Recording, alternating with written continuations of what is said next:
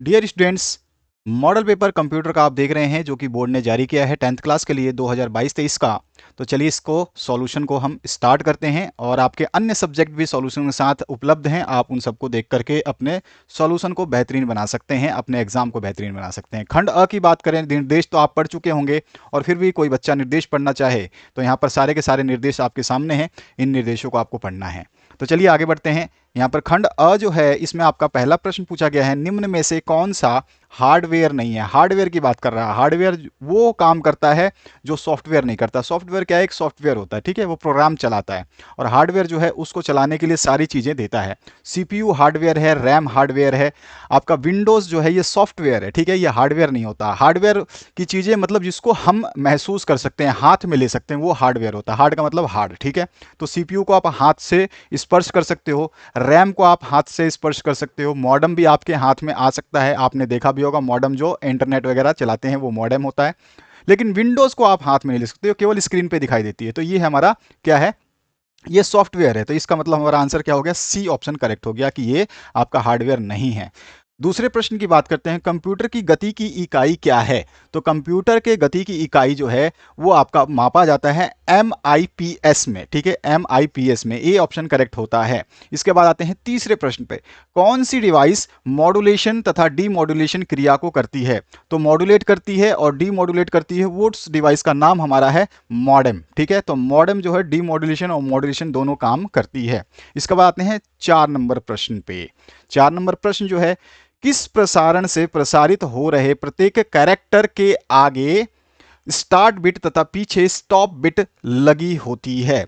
आपको मैं एक बात बार बार बता रहा हूं कि सारे मॉडल पेपर्स अवेलेबल हैं, उनको समय समय पर हमने जो है जारी किया हुआ है, आप उनको देख सकते हैं। आपको सुबह शाम पर डे जो है आपको मिलते रहेंगे वो मॉडल पेपर्स, और उनको देख करके आप बेहतरीन तरीके से अपनी तैयारी को अंजाम दे सकते हैं। जैसा कि बोर्ड ने निर्देश दिया है कि आपको सभी मॉडल पेपर्स करने अनिवार्य हैं, बाकी आपके ऊपर डिपेंड है कि आप करना चाहते हैं या नहीं।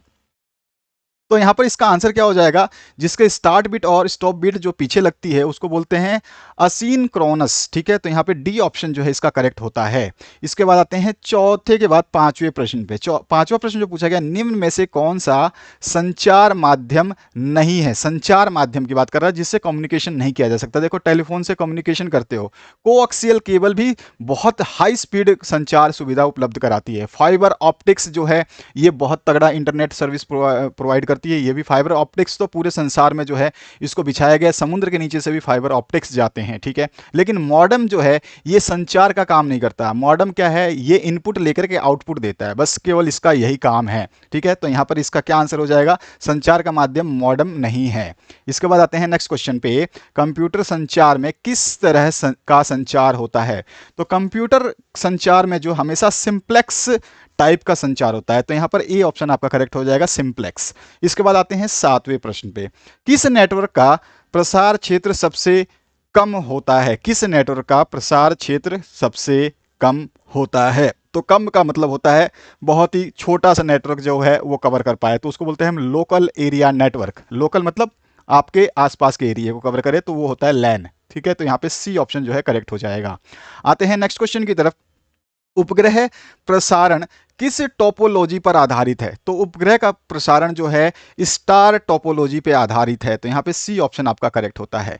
अगले प्रश्न की बात करते हैं, क्वेश्चन नंबर 9 देखिए, वेब ब्राउजर क्या है। आप सभी को अच्छी तरह से पता है वेब ब्राउजर क्या है, ये आपका सॉफ्टवेयर प्रोग्राम है, ठीक है। वेब ब्राउजर क्या है, सॉफ्टवेयर प्रोग्राम है। आप मोजिला इंस्टॉल करते हो तो कभी फायरफॉक्स इंस्टॉल करते हो, क्या है, सारे के सारे इंस्टॉलेशन जो डिवाइसेस हम जो भी सॉफ्टवेयर यूज करते हैं उसको इंस्टॉल करते हैं, ठीक है। हम उसको महसूस नहीं कर सकते, हाथ में नहीं पकड़ सकते, ठीक है ना। तो ये क्या है, वेब ब्राउजर आप हाथ में नहीं ले सकते, ये आपका सॉफ्टवेयर प्रोग्राम है। बी ऑप्शन आपका करेक्ट होता है।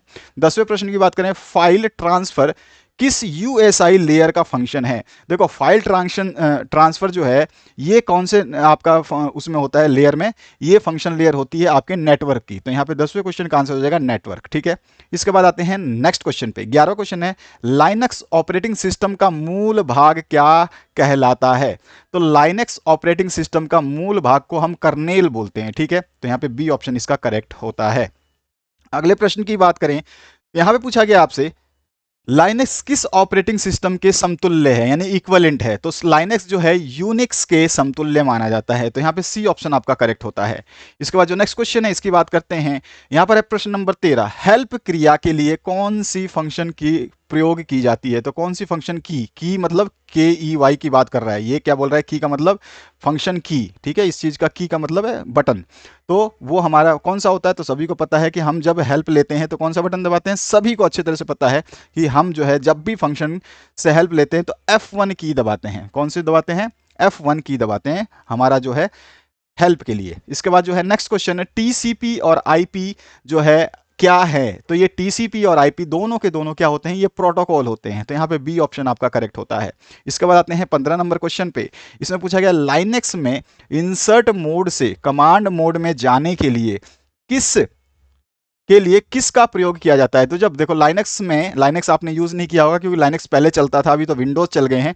तो लाइनेक्स में जब इंसर्ट मोड, अभी भी बहुत सारे फंक्शंस जो है लाइनेक्स के द्वारा ही होते हैं।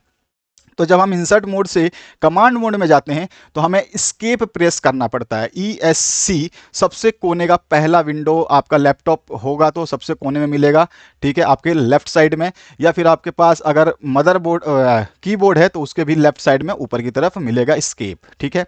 इसके बाद आते हैं नेक्स्ट, लाइनक्स में कैट कमांड के द्वारा होता है। तो कैट कमांड क्या करता है? फाइल को खोलता भी है और फाइल को देखता भी है, ठीक है। आपको आउटपुट और इनपुट दोनों ही करवा देता है, ठीक है। तो यहाँ पर जो है ए और बी दोनों करेक्ट हो जाएंगे, तो सी ऑप्शन बिल्कुल सही है।